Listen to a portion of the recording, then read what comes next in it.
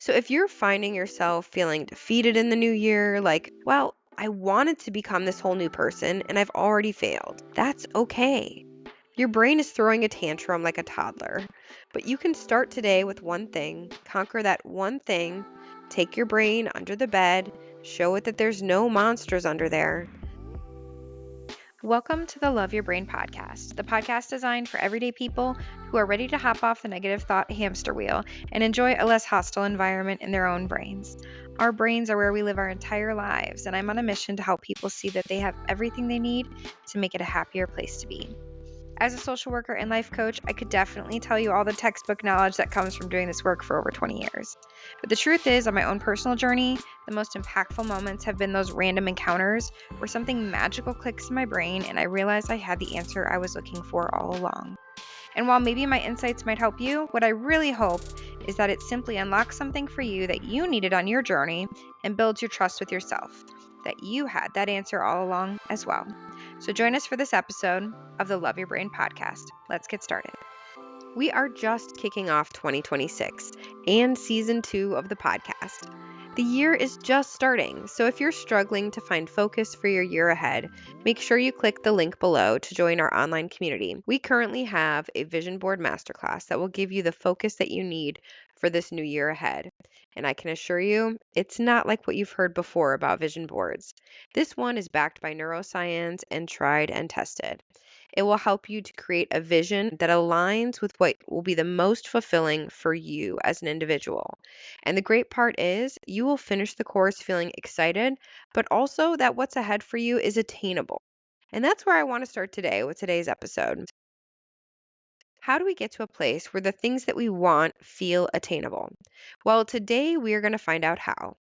I hear so many people talking about their 900 New Year's resolutions or crashing out already because of the overwhelm of everything that they want to change in the new year. Like, how the heck am I going to do all of this? Well, let's start by breaking down the neuroscience behind why. Why does this feel overwhelming? There are two main functions of the brain, and they are to keep us safe and to be efficient. So, when it comes to those two main functions, do you think that doing something new and all of your 900 New Year's resolutions, all those 900 changes that you want to make, align with those two functions? Well, not likely, because doing anything new usually impacts your perceived feeling of safety. New almost always feels scary. And add on the fact that doing new things usually isn't very efficient, right? The first time we do something, we have to do some trial and error. We got to think things through. We got to come up with a method. There's lots of inefficiencies there.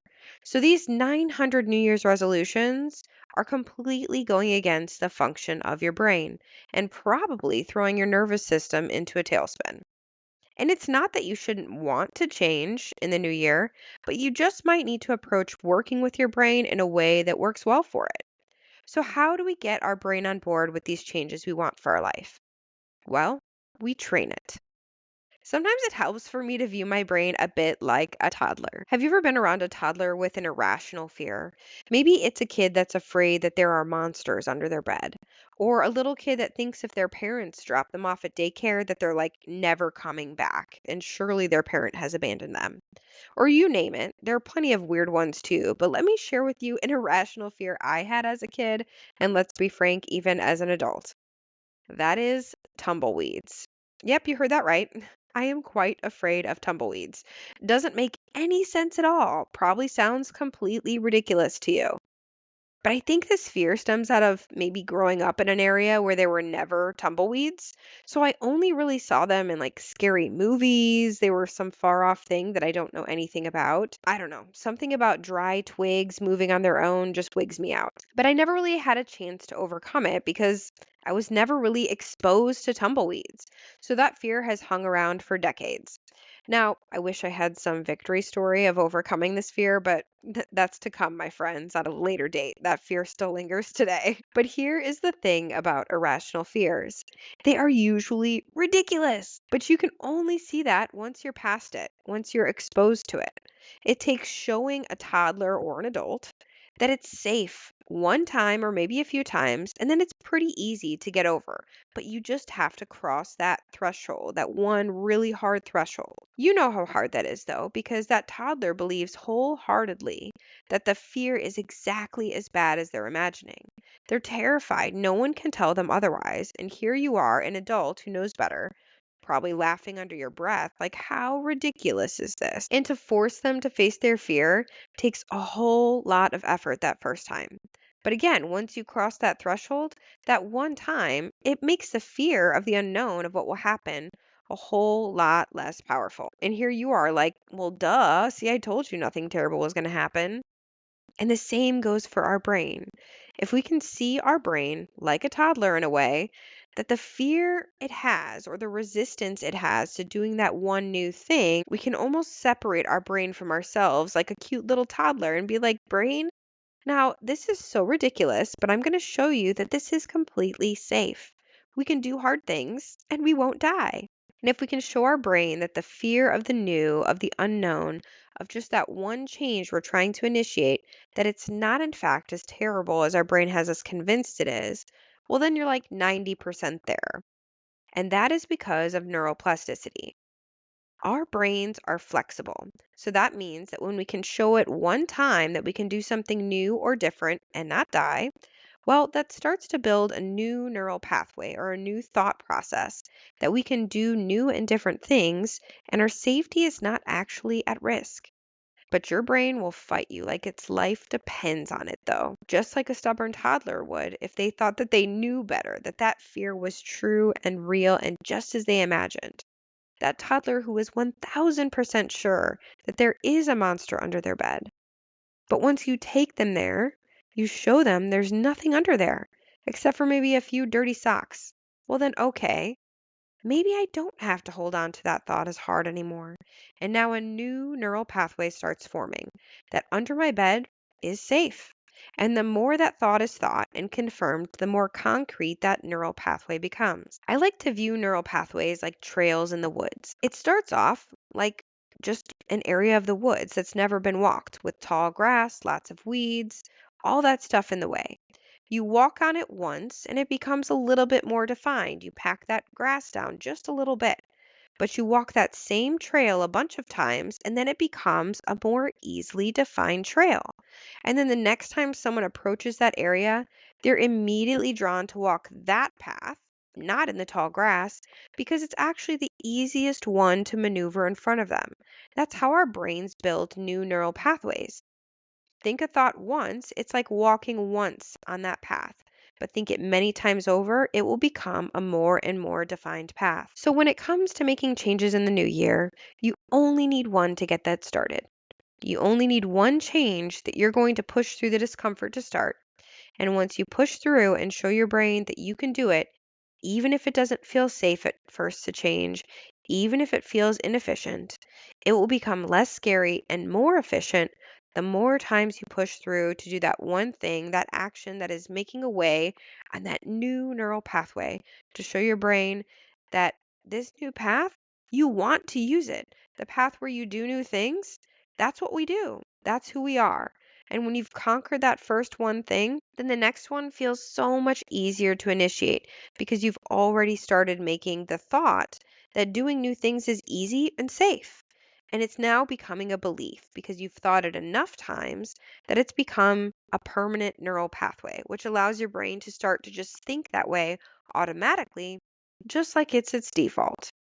You are training your brain to operate differently. I remember when I left my career to take a gap quarter a few years back, I only did that after I'd already taken a bunch of smaller steps and conquering each one, overcoming the fear of those new things, and then leaving a job without anything lined up definitely still felt scary. My job was a huge part of my identity, but once I did that, it was so much easier to take a bunch more, even more scary steps after that, like getting back into modeling and acting, doing improv the first time, getting into weightlifting and overcoming the fear of the buff bros at the gym that I was surrounded by when I had no clue what I was doing at first. Man, if you've ever been in that situation before, maybe where you step on a stage to perform for the first time, or even frankly walk through all the buff guys at the gym to pick up those tiny 10-pound weights at the time. Both those scenarios would make my legs feel like they were going to go numb and I would surely pass out. It was so terrifying. But all those actions, they all just started to feel easier because that first step of leaving my job started the new neural pathway in my brain that showed it that it was safe to do something new and different, even if I didn't know the outcome. My brain was gaining more and more evidence with each one that doing something different was just how I did things, and it was safe, and I was in fact not dying like I originally felt like I might.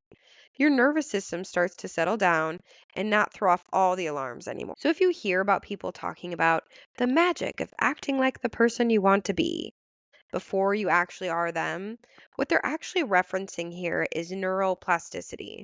Because once you take that one step to do something like the kind of person you want to become, like someone who works out every day, or someone who has a successful career, or someone who takes care of their mental health, well, once in your efforts to put in actions to be like that person, everything else to be like that person become much easier because you're actually rewiring your brain to operate like that kind of person. It's not like one day you implement the entire lifestyle of that person you want to be like. That feels way too scary to the brain. So that's why you fail. It's too much on the nervous system, and your brain wants to keep you safe. You have to start with conquering that one manageable thing, and then everything else will come after that. So if you're finding yourself feeling defeated in the new year, like, well, I wanted to become this whole new person and I've already failed, that's okay. Your brain is throwing a tantrum like a toddler, but you can start today with one thing, conquer that one thing, take your brain under the bed, show it that there's no monsters under there, that that one action won't kill you. You can decide today that you're going to start with that one action. And once that feels easy for you, you'll see the other ones will come much easier as well. Because here's the other part too. That ridiculous toddler brain of yours is so loved. When you're getting frustrated that you're not where you want to be, think about how you would view the most adorable toddler trying to overcome that fear. Yes, you might laugh at them a little bit, but you also love them so freaking much. So show that same love to yourself today. You haven't failed. You just have a brain that needs to take smaller, slower steps, and that's okay. Just like it would be okay if a toddler needed to move a little slower towards that scary thing. So pick that one thing today you're going to show your brain it is safe to try. Maybe it's getting up an hour early because you want to have a whole fancy, wonderful morning routine. Well, don't just try and do all the things in the morning that you want to do. Just start by only waking up when your alarm goes off early in the morning. That's it. Just get up when the alarm goes off. No requirements for what you do next. Just conquer that first. Show your brain we can wake up early, it won't kill us, and eventually you'll feel like, oh, that worked. I think I can do something else. Just do that one thing over and over, no exceptions, and see what happens after that. Once that becomes automatic, you can add in another one, and it will feel that much easier. All right, guys, pick your thing today. You got this. Just that one thing. You have the most adorable toddler brains, so be gentle with them today. Love you guys. Have a great week. I hope you found something helpful here today on the Love Your Brain podcast. Maybe a laugh or a feeling of validation, or maybe just a few moments to have company while you do your laundry. Whatever you take from it, I hope you enjoyed your time and leave feeling empowered to be more you every day. Make sure you're subscribed so you don't miss out on the next episode, and leave a review. I'd love to hear what you think. Have a great one.